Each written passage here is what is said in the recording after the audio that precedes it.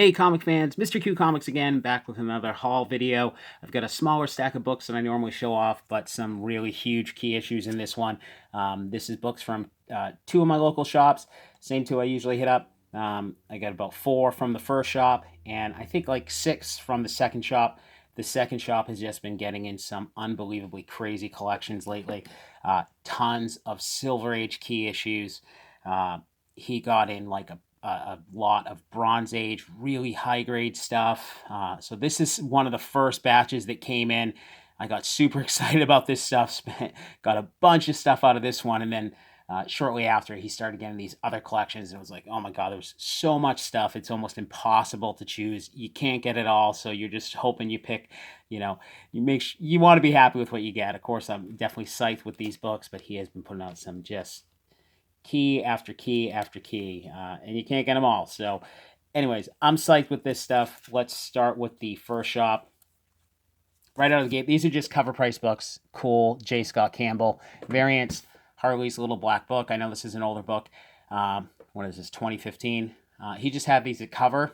He has in the when you go into his current stuff, he has in the very front of the store just stacks of variant covers, and for whatever reason, all of a sudden, this was in there, and so was the sketch cover. So both cover price, psyched to get them. It's very odd because I think 2-3 years ago, I pulled I think it was the black and white out of his dollar bin. It's like he must have just found these and put them out. So I love J. Scott Campbell art. I don't like to pay big money for modern variant covers. I have definitely broke down and bought a couple of the J. Scott Campbell exclusives. Usually do it if it's Spider-Man themed, it's Mary Jane or Black Cat covers, which it usually is with Spider-Man. Other than that, I really don't want to pay more than cover price. And these are awesome covers. Great Harley Quinn covers, so psyched to find them at cover. So I think that's the only modern stuff I have here. He's had this book sitting in his shop for a while. I have it. I got it in a collection years ago, but mine is beat up. And I finally pulled the trigger to get this upgrade Uncanny XMen number 130, which is the first appearance of Dazzler. So he had it at like, I can't remember what it was, but I get 20% off the shop because, I sub books there. So you get 20% off everything in the shop, which is awesome. That Funko Pops, whatever it is, toys I get for my kids, it's all 20% off. So this ended up being less than $30. It's probably fine to very fine. And it's been literally sitting in there for years. But I think obviously X-Men franchise coming to the MCU at some point, Marvel's push with big, strong female leads, all of these kind of key issues are definitely going up, and I figured I better get it now and upgrade my copy because mine is really, really beat up. So definitely like the cover here. This is John Romita Jr. on the cover, and of course you got Claremont and John Byrne on this book. So, and this is all part of that early, I think, the Phoenix storyline. You got the Hellfire Club in here as well, but just a cool upgrade.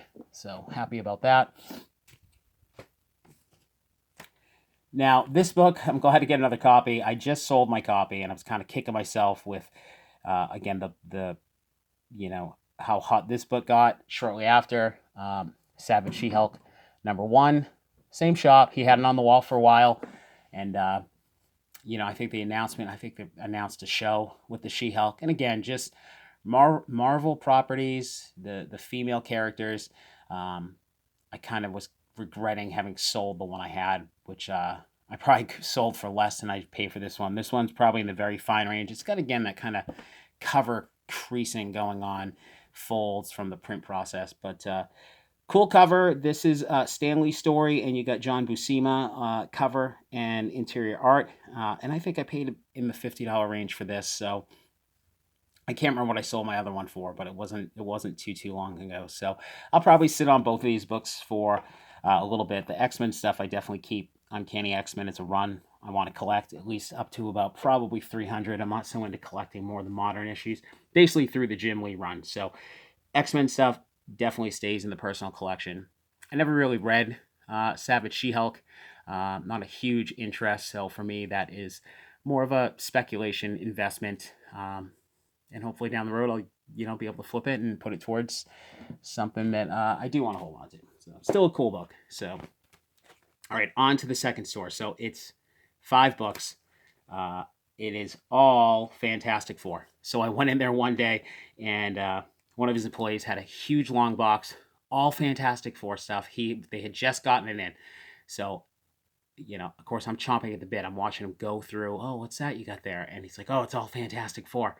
And I'm like, well, how old? He's like, oh, it's all Silver Age. It's old. I'm like, oh my God. And I get him to pull out a couple issues, and he's got some major keys in there, but they're not priced. And so I have to keep checking back. I'm probably annoying the crap out of these people, asking, continually calling, emailing, did you get them priced yet? Finally, one day I go in, and he's got some sitting out on the counter that he had just priced, some on the wall, but not all of them. And then luckily the owner was there, and he had a bunch that he hadn't priced out yet, but he's willing to kind of go over the pricing with me. So, so I got a big stack. Pricing wise, I kind of broke it down to about what I paid. I had a bunch of credit built up with the store, so I applied that. I think I had like $100 worth of credit. So first thing, Fantastic Four, number 50. I do not have a copy of this book. Psyched to get it. It is really, really beat up. This is the lowest grade of all the books I got. Really surprising it's in this bad a shape for number 50 compared to the rest of the collection. But, of course, awesome Stanley story, Kirby cover, Kirby art again. This is the second, I think it's the second full Silver Surfer and Galactus. Just a great, awesome Silver Surfer cover. Again, it's really beat up, but it worked out to like $20. So I was not going to pass up a reader copy of that for $20. So, again, part of the Silver Surfer Galactus trilogy here. I do not have 48. That one I have not been able to come by. It's obviously crazy, crazy money now. I had my chance years ago and didn't jump on it at the time, and of course, always regretting that. But hey, psyched to have a copy of 50. This one is just an unbelievable cover.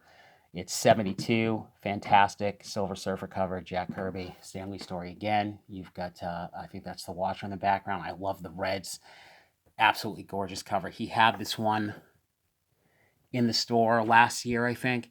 And I remember looking through it and having it. It was probably like $25 at the time. And I put it back, and same thing. Always kicking yourself knowing stuff's going to go up. So this is really nice mid-grade, probably in the fine range somewhere. I think this was in the $40 ballpark. So definitely happy with that price. Absolutely gorgeous cover. I've been wanting to get it ever since I passed it up. I've just been thinking about this book, looking for it. So glad he had it, and I'm glad I got first dibs on it, because that one certainly would have been gone. All right, got another copy of 66. That's my second copy.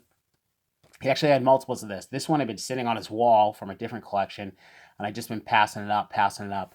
But I've been wanting to get multiples of the Warlock stuff. I dig the Fantastic Four keys. I kind of want to hold on to some in my personal collection, but at the same time, I know these are good investment books.